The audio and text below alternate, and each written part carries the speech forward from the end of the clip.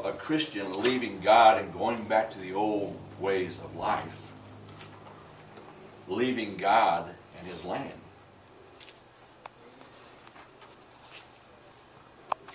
It is to this despised and wicked nation that Elimelech moves his family. Here we see a picture of a person who is willingly turns his back on God and leaves the area where God has blessed them. Although it may not seem like it at the time, there's a drought in the land, okay? In verse 1, we notice that the circumstances in which Elimelech and his family lived, it was a time of desperate circumstances. There was a threefold famine in the land. In verse 1, describes the situation that Elimelech and his family faced by telling us that there was a famine in the land. And of course, what do you think about when you think of a famine? No food. No food, no water, right? No food, no water. And again, it was a tough situation to go through. While there was a shortage of the food and water in the land at that time, it was also a famine that the people had faced in Israel. The whole land. It wasn't just that town that they were from, the whole land was there. But there was also a moral famine, if you will. Verse 1 tells us that the story takes place during the time of the Judges. The book of Judges is a story of Israel at its lowest point in history. If you read through that book, you'll find that there's a lot of ups and downs in that book.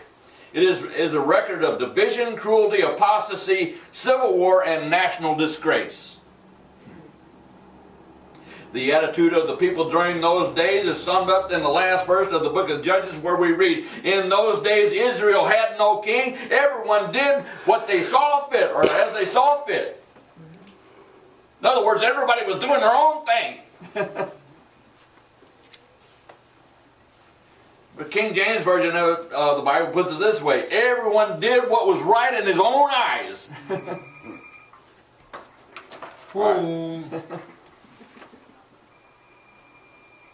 And that's the situation they were in.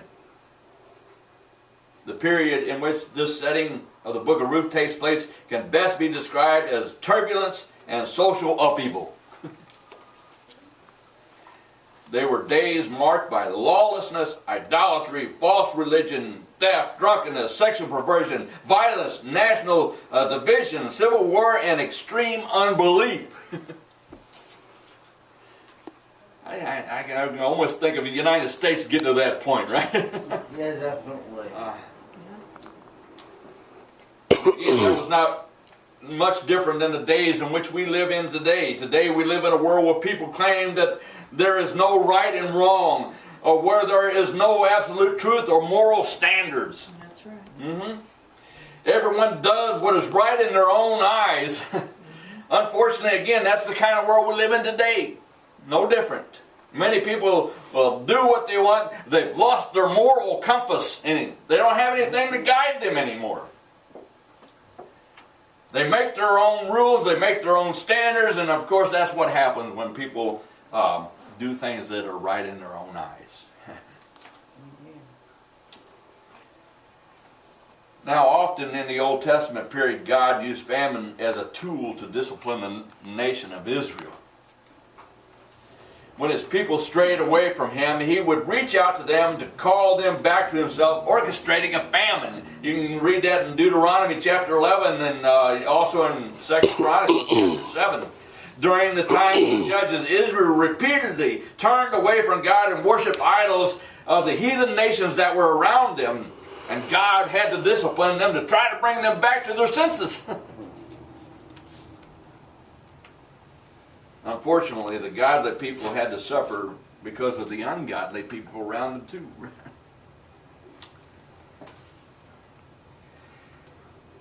Often, we pass through this life and God will orchestrate a famine in our own lives. Maybe he's trying to get our attention. Right? He's trying to get you to see something, a wrong that's in your life, trying to correct you. It may take the form of a financial famine, where there is more bills than there are money. But there's one quick point I want to make about that. Just because you're low on money doesn't mean that that is a cause of a famine in your life. It could be a test of your faith as well, right? Maybe you're not doing anything wrong. It may be just a test of your faith. Our point is that if you're out of the will of God, God may use financial situation to get you back on track. Right? It may take the place of a physical famine where health and well-being become elusive.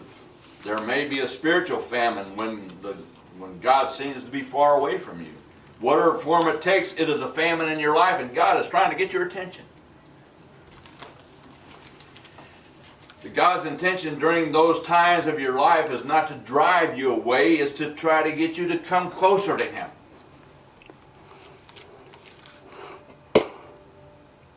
He may be trying to correct you. He may be trying to perfect you. How you react to your famine experience determines whether it becomes a time of blessing in your life or a time of devastation.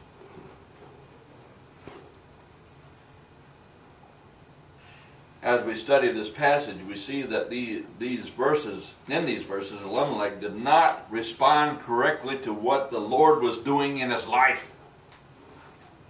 Notice 3 mistakes he and his family made during this famine experience. The first thing that we notice is that he chose to leave the promised land. Okay? Verse 1 tells us that this man made a conscious decision to leave Bethlehem, Judah, for the country of Moab. The name Bethlehem means house of bread, and the name Judah means praise. At that time, neither one of those places was living up to their names. Of course not. There was no bread in the house of bread, and there was no reason for rejoicing or praise in the land of praise. So that it seemed, right? While the geographic locations failed to live up to the name, so did Elimelech. His name means, my God is king. But the way he acted, he didn't act like it, right? And again, if that had been true about this man, he would have known that God's valleys or trials or difficulties do not last forever, and that God would take care of them. What happened is he failed to be patient with God.